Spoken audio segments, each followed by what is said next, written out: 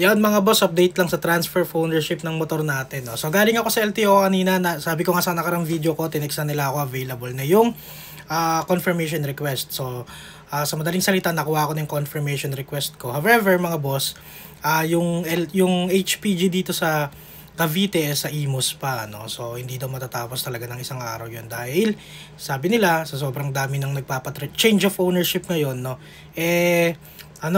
By schedule na daw yung HPG. Pero we will see, update ko ulit kayo kapag punta ko doon. Baka bukas subukan natin pumunta doon.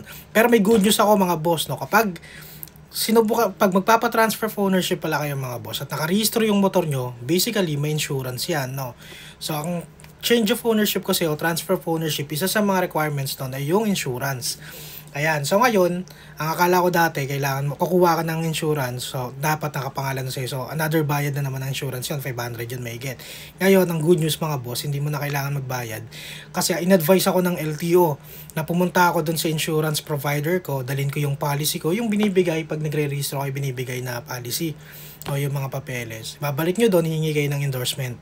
So gagawa nila kayo ng endorsement, ayun na lang yung gagawan kayo ng insurance provider nyo ng endorsement, ayun yung pinaka-requirements nyo as insurance. So, sa madaling salita mga boss, hindi na natin kailangan gumastos, no? So, endorsement letter na lang para sa insurance provider natin. So, nakatipid tayo. Ayun yung good news mga boss, no?